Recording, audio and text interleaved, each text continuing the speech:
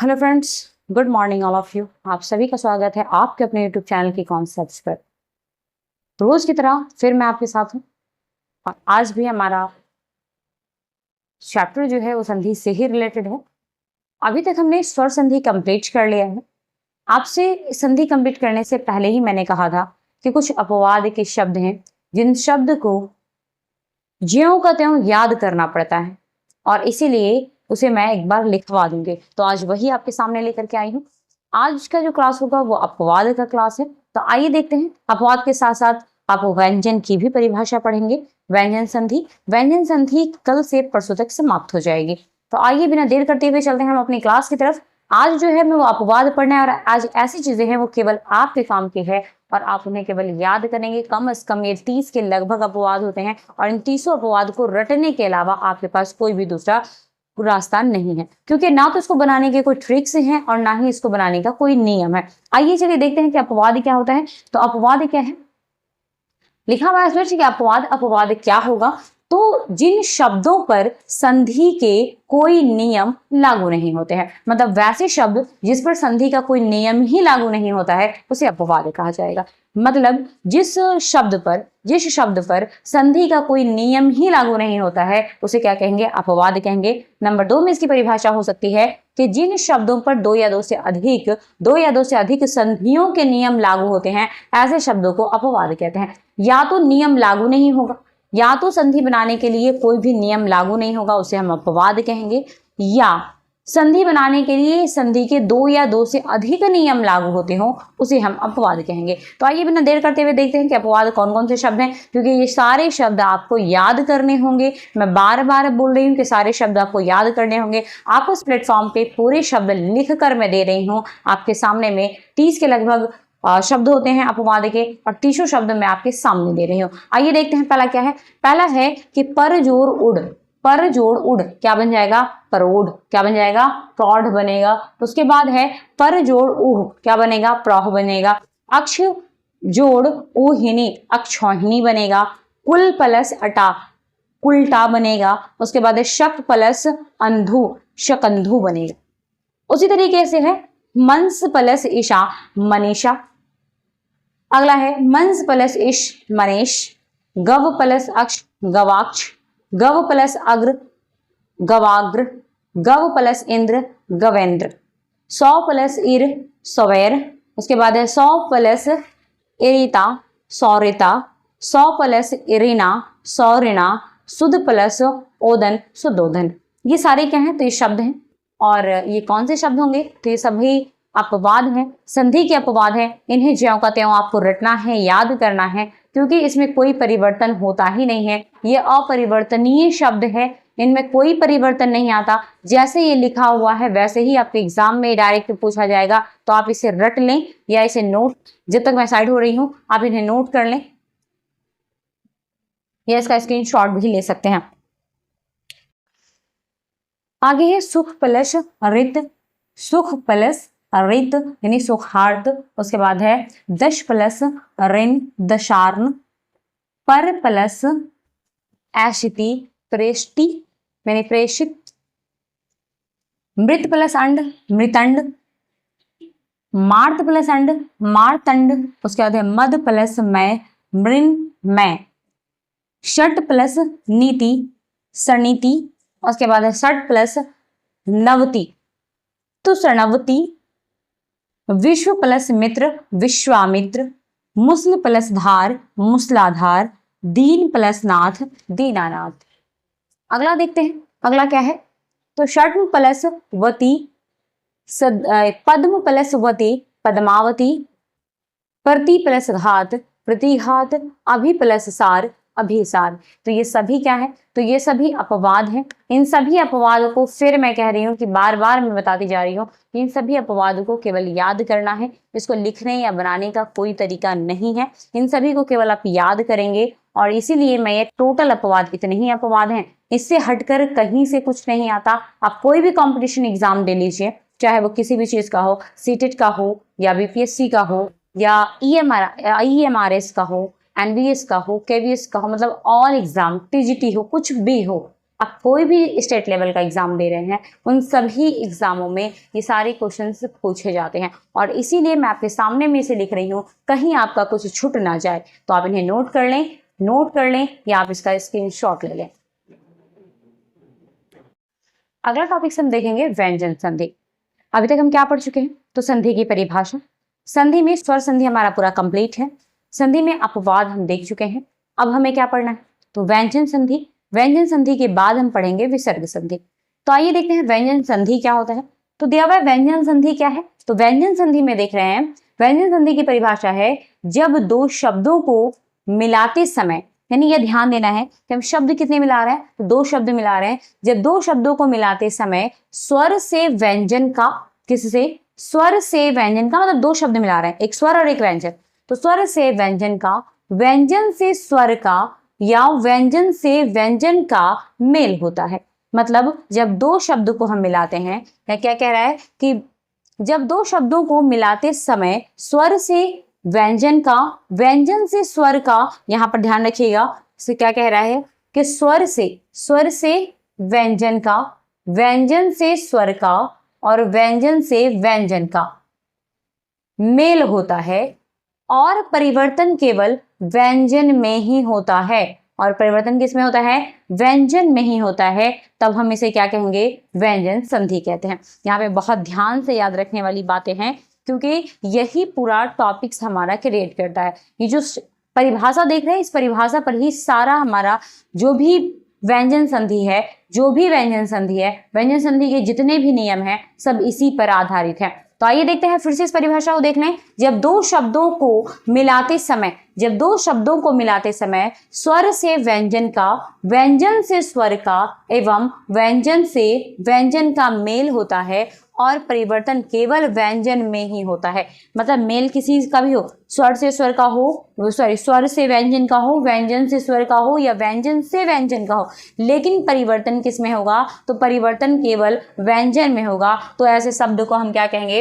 अब ऐसे शब्द को हम क्या कहेंगे? तो व्यंजन संधि कहते हैं। आइए देखते हैं व्यंजन संधि का नियम नंबर 1 क्या कहता है। व्यंजन संधि का नियम नंबर 1 क्या है? व्यंजन संधि के नियम नंबर 1 में क्या कह रहा है? तो नियम नंबर 1 कह रहा है कि जब क, यानी क, च सब आधा है, याद रखिएगा, क च सब में हलंत लगा हुआ है, क च ट त प, यानी ये सभी क्या है? घोष वर्ण है। कैसा है ये? घोष वर्ण है। सघोष वर्ण और घोष वर्ण आपको पढ़ाया गया है। सघोष, अघोष, सघोष, ये सभी आपको पढ़ा दिया गया है। तो ये क्या है? यह घोष वर्ण है। यह कौन सा है? तो ये घोष वर्ण है। इसमें क्या आता है? य, र, ल, व। यहाँ पे ध्यान से देखिएगा, य, र, ल, व। जब क के साथ इनमें से कोई जुटे, क के साथ य, र, ल, व, इनमें से कोई भी जुटेगा तो ये बनेगा क्या? तो ये ग बनेगा। क्या बनेगा? ये ग बनेगा। ये क्या बनेगा? ग बनेगा। अगर च के साथ इनमें से य, र, ल, व, इनमें से कोई जुटेगा तब ये ज बनेगा। अगर ट के साथ इनमें से कोई जुटेगा, यानी य, र, ल, व में से कोई भी जुटेगा तब ये क्या बनाएगा? ये बनाएगा ड। उसके बाद ड बनाएगा। तो में अगर इनमें से कोई जुटेगा, य, र, ल, व, इनमें से चारों में से कोई जुट जाएगा तो ये क्या बनाएगा? द बनाएगा।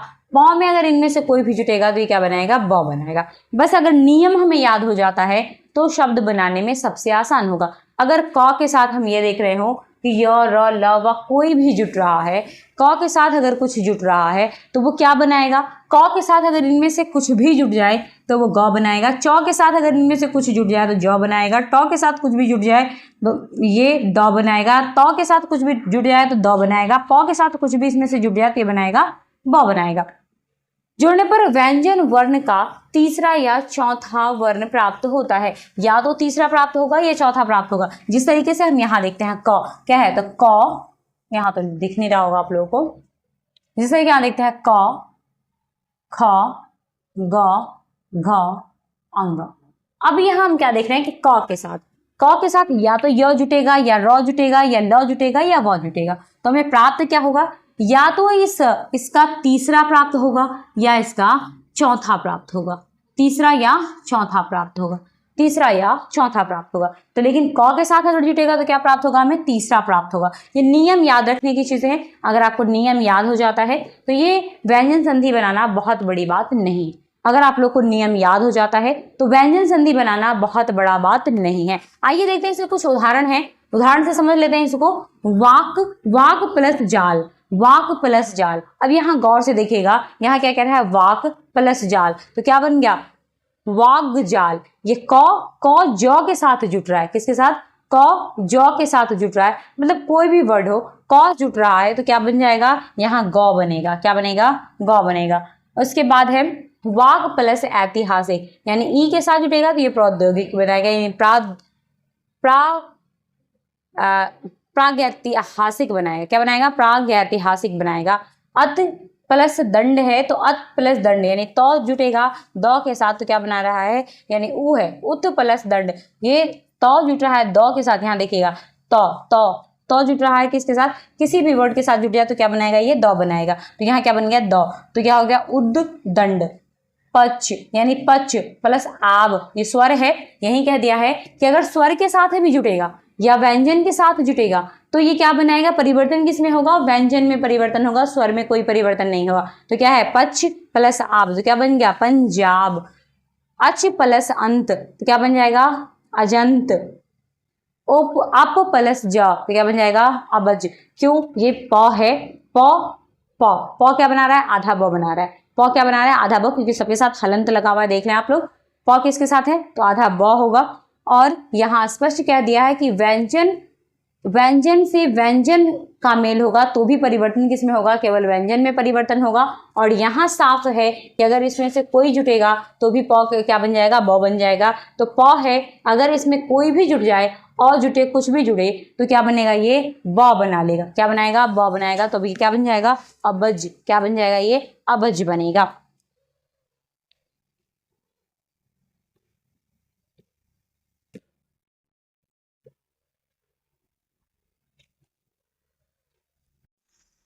दोस्तों अगला है क्या हमारा, कि नियम नंबर 2।